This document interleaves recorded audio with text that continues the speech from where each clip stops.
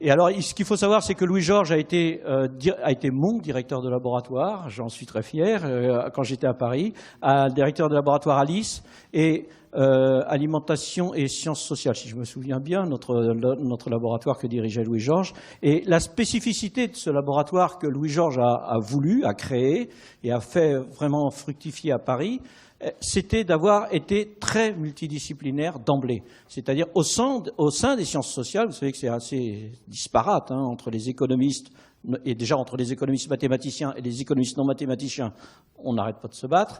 Mais après, si vous ramenez les sciences sociales, si vous ramenez les historiens, si vous ramenez les psychologues, alors ce qu'a fait Louis-Georges, et les économètres, c'est aussi une autre version une autre façon de voir l'économie par la mesure des phénomènes économiques, non pas que par la pure modélisation.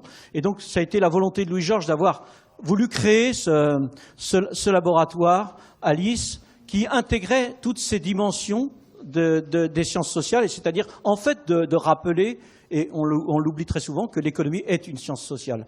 Et donc, c'est à ce titre-là aussi que Louis-Georges va intervenir aujourd'hui. Donc, en nous parlant... Alors, il a un peu travaillé sur le vin, on a un peu travaillé sur le vin tous les deux, mais tu vas pas parler du tout de vin? Un petit peu peut-être? Je ne sais pas. En tous les cas, la mission, c'était pas de parler de vin, c'est donc de parler des enjeux, mais de santé, mais vu par un économiste, et après on parlera des comportements, évidemment, des acteurs.